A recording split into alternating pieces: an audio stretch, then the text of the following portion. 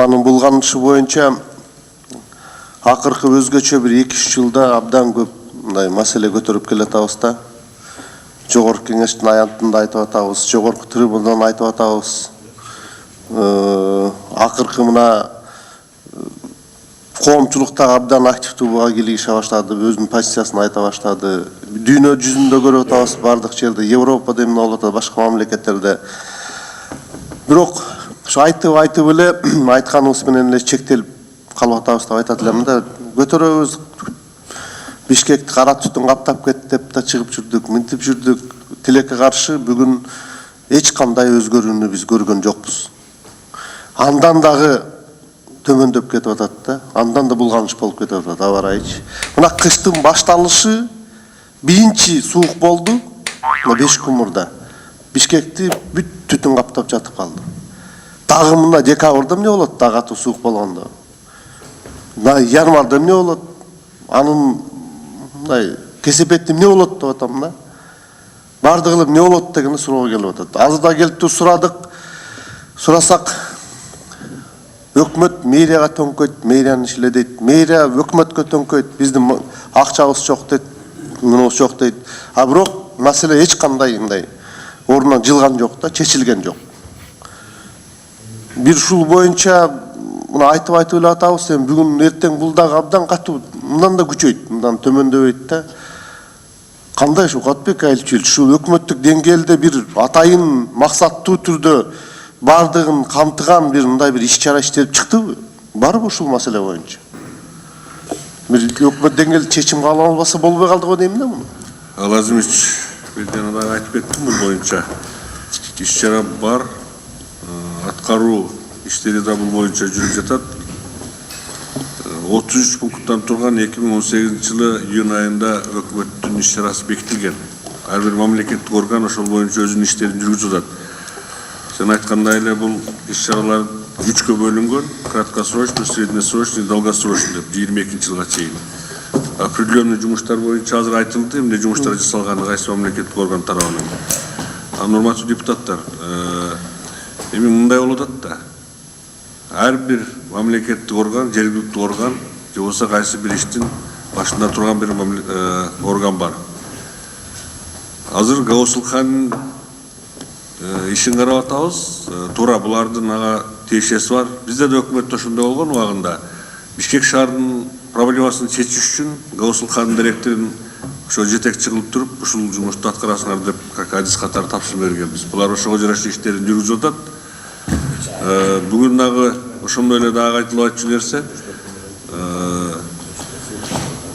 мэриянын иши боюнча. Мэрия өзүңүз жакшы билесиздер, бул самостоятельный орган, жергиликтүү бийлик, өкмөткө номиналдуу түрдө эле башчы этип билесиздер ошол боюнча. Ошондуктан эгер биз Бишкектин проблемасын карайтылган болсоңуздар, мен макулмун да катышып бергенге. Ушул маселени өзүнчө коюңуздар, фракция биз чогуу отуруп карайлы.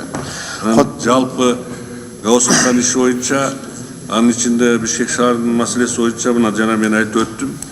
Иш планынын негизинде бир топ иштер жасалды. Мына 1 жыл, 1,5 жылга жакын убакыт өттү. Мына техникалар сатып алуу боюнча, автомобилдерди жана электромобилдерди Кыргызстанга сатып киргизүү боюнча кошуларын жок кылуу, андан сырткары жаңы конуштарды альтернативный топливого өткөрүү боюнча, ал боюнча мына Газпром менен аркылуу иштер жүрүзүп жатат.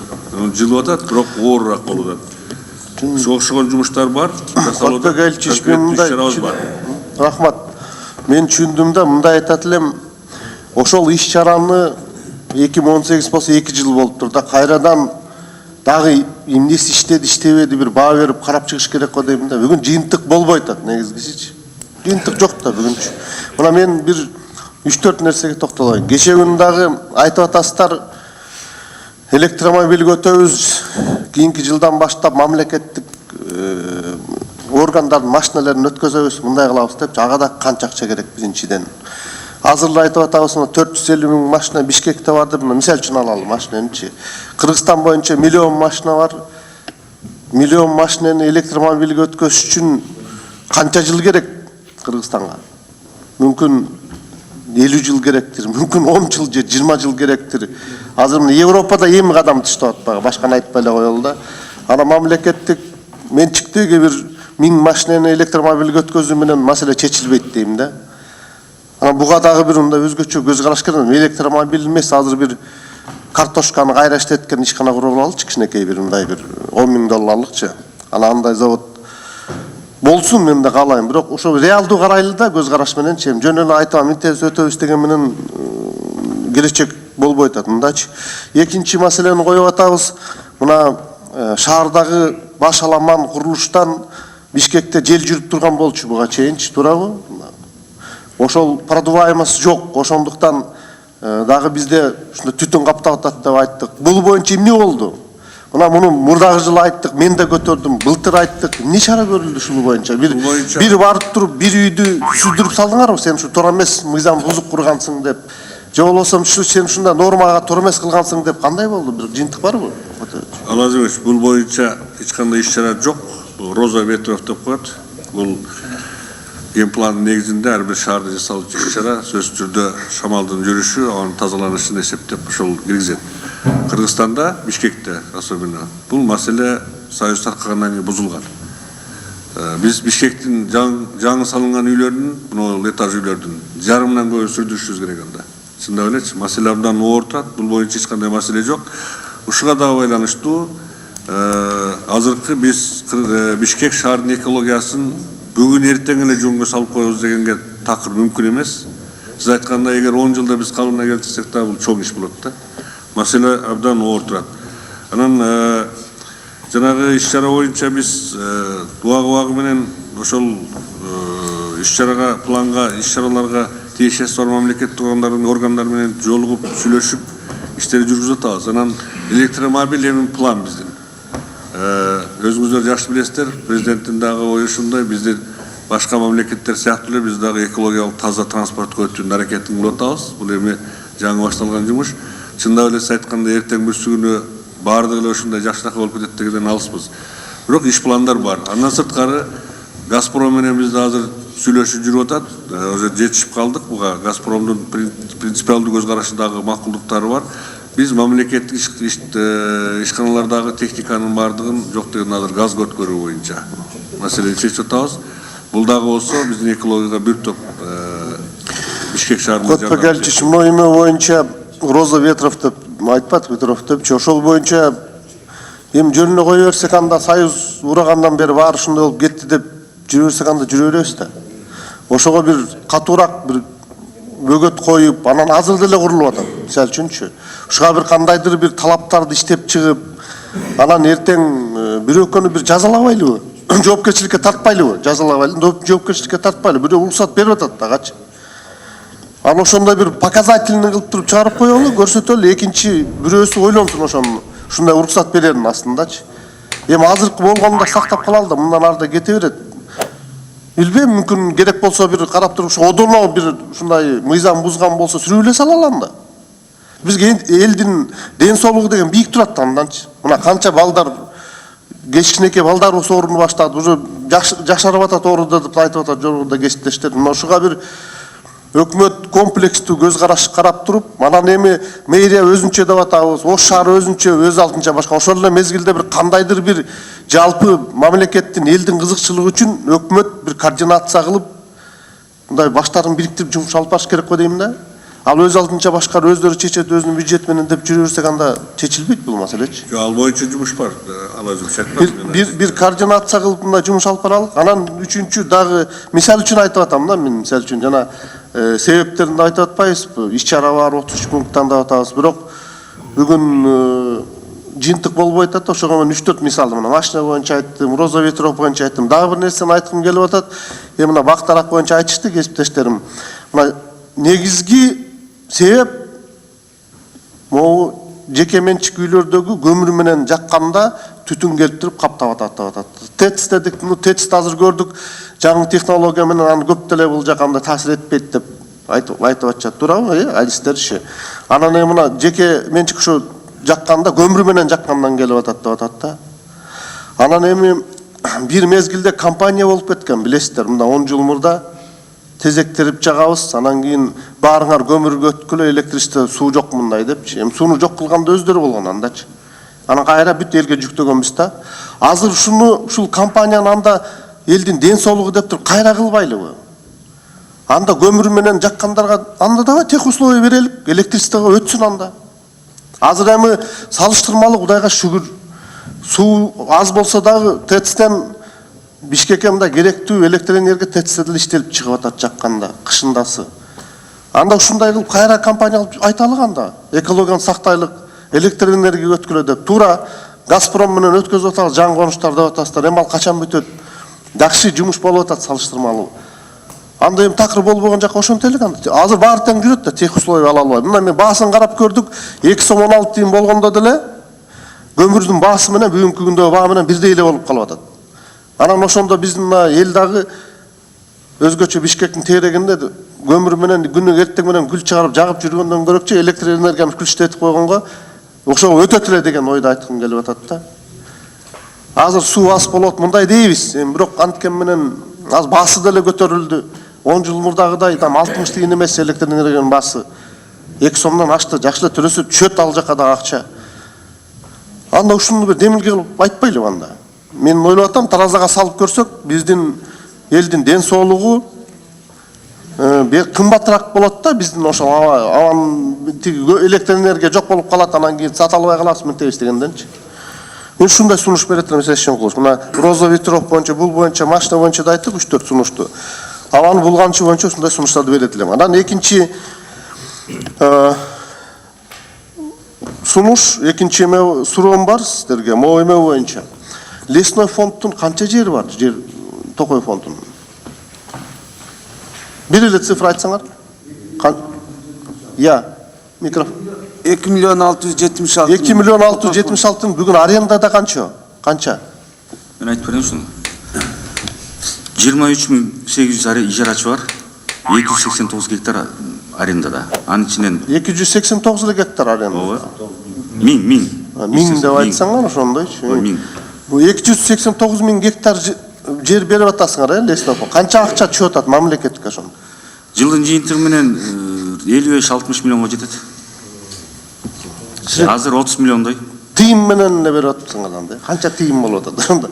Сом дебейинчи, тыйын деген. Туура айтасыз. Былтыр бизге 2018-жылы жаңы токтом ушу ижарага берүү боюнча жаңы токтом иштеп чыкканбыз. Ал жерде Коопсуз кеңештин дагы чечими Эле рахмат, аныңарды кереги жок мага. Орто эсеп менен канча сомдон берип атасыңар? Лесной фонд. Усат берсеңиз, Салазимович, бул жерде основной берип аткан аянттар бул жайыттар. Орто эсеп менен жайыт 1 гектар 50 сом тегереги. 50 сом. Макул. Жайыт берип атабыз дейсиңер, Сиз мага айттыңыз, Исүккөлдүн жээгиндеги канча жериңер бар лесной фонд? Исүккөл көлдүн тегерегинде лесной фонддун канча жери бар? Жээктеги. Жээгинде, көлдүн жээгине келген. Жээгинде бизде заповеднигибиз бар 18 000 гектар жер. Андан кийин Токой фондунун жери бар, где-то бир 20 000 тегерегинде бар. 20 000 гектар Токой фондунун жери. Ошонун канча гектарын берип салдыңар арендага? Канчасы арендада көлдүн жээгиндеги? Мунун жарымда берилген. 10 000 гектар жерди берип салдыңар, туура? Канча сомдон бердиңер? Биякта мурунку кабыл алган токтомдордун негизинде 482 токтом бар болчу. Аякта келишим негизинде эле болуп Орто эсеп менен канча сомдон бердиңер? 500 сомдон 5000 сомго чейин. 1 гектар жер. Калп айтып атасыңар силерчи. 500 сомдон берген жоксуңар. 5000 да билбейм. Бар. 60, 56 сомдон, 60 сомдон бергенсиңер ошо жерденчи. 49 жылга берип койгонсуңар, туурабы? Бар. Канча жерге азыр анда лесной фонддун жерине курулуш курулуп кетти, пансионаттар курулуп кетти, айткылачы. Бар ушундай маалымат силерде? Сот неме тактасыз? Канча факт бар ошондой айткыла? Канча гектар жерди ошо куруп салды? Биздин Совет Безопасностьтун эмеси боюнча 7000 гектарга деп эсептелип инвентаризация жыйынтыкталды. Азыркы күнү ар бир область боюнча тактоо иштери жүргүзүлүп атат. Мага Исүккөлдүн эле тегерегин айткыла, Исүккөлдүн. Республика боюнча 7000 гектарга Исүккөлдүн аныкталды. эле тегерегин айтсаңар, канча жер? Исүккөлдүн тегерегинде канча гектар? Ал эсимде жок экен, кагаз менен. Мына бул силердин лесхоздун мамлекеттин жерине болгон мамилеңер да. Ушу эмне деген жооп болду, эсимде жок экен депчи. Мен сиздерге айтып коеюн. Мына Куатбек Элчи ушул маселеге өзгөчө көңүл бөлүңүздөр. Мен түшүнүп атам, мен даже билем качан берилген булардынчы. Качан берилгендерин. Лесхоздун кызматкери деп туруп, лесхоздун кызматкерине биринчи кезекте берилет деп, 50 сом, 60 сом ашып кетсе 960 сомдон деп оформить этип туруп бергенсиңер жерди бир мезгилде 10 гектар, 20 гектарлап көлдүн жээгиндегини. Бергениңерден кийин ал эртеси күнү суб арендага берген башкага 1 гектарын 10 000 доллардан саткан 49 жылга. Ал жерге келип туруп азыр анан курулуштарды башалып кура баштаган. Мындай ачык эле болгон мындай жумуштар. Шуну бир териштирип чыктаңыздар, мындай инвентаризация деп атасыздар. Карап чыгыңыздар ошону. Бул мамлекеттин жерде, лесной фонддун жери болот булчу. Кимдин убагында экенин өзүңөр жакшы билесиңер, лесниктер. Анан ушуну эми чыгарбайлы азыр ачык-ачык анда берели. Тийиштүү органдар териштирсин керек болсо, мыйзамыбызды жооп берсин анда. Эми биздин улуттук байлык токой жер эмес, мамлекеттик жерди сактап калалы да. Жөн эле анан арендага берип салып эле анан суб аренда менен урдуруп эле анан алып эле жүрө берсек анда жок кылып алабыз эртең баарын теңчи. Ошол арендага өзгөчө мындай мамиле кылсаңыздар. Көлдүн жээгинде азыр сиздерде дагы бир шарт бар. Жаңылышпасам, ошондо аренда алгандан кийин орусча айтайынчы, легкая конструкция курганга болот, эс алуу жайын дегенчи. Ошо менен иштин баарын бүтүрүп атпайсыңар. Легкая конструкция эс алуу жайын болот дегенден кийин ал жерге эртең курулуш болот. Демек 49 жылдан кийин ким бар, ким жок, бир Кудай билет. Куруп сала бер дегендер толтурат андайчы.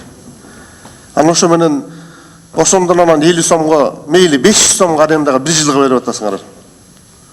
Бул эмне деген акча? Мамлекетке ошондо чүрбөйлү анда. 30 миллион эмес, мүмкүн 300 миллион чөттүр ошондо. Алсын, иштетсин, бирок мамлекетке акча төлөсүн да. Ушуну дагы бир инвентаризация кылып койсо, мүмкүн чечимге киребизби? Анан эми таштандылар боюнча дагы мына айтып кеттиңиз, 406 таштанды жери бар, бул бар деп. Сиздин бир нерсеңизди мен айтып коеюн, эми кайталабайын. Эми ал биз саясат жүргүзөбүз, анан ал жергиликтүү бийликтин иши, алардын акчасы аларга деп атасыңар да. Эч ким аны жасай албайт, жергиликтүү бийликтер таштандыңар. 85% айыл өкмөтүбүз дотацияда турса, анан кайсыл акчасы менен жасайт? Таштанды эмес, өзүнүн жолуна шагыл төгө албайт аталчы. Айыл өкмөттөр жасайт деген бул бири-бириңерге төңкөгөн дагы элечи. Эч кандай жумуш жок деген да мындайчы. Айыл өкмөттөрүн айтпай эле коеюн, 406 жердичи, ушул эми Бишкек, Ош, мына чоң шаарлар, Каракол, мүмкүн Жалал Абад шаарлардын бир 4-5 шаарды таштандыларды кайра иштетүү боюнча деп 20 жыл болду келген. 20 жылдан бери айтып келатабыз. Кайра иштетип завод курулат экен, анан итальянец келип тур, анан Европадан келип тур, Кытай келип тур деп бир жыйынтык бар ошондон. Эмне бар ошондончу? Бүгүнкү күндөчү мындай башталган иш барбы, мисалы? Алазович, тактоо иретинде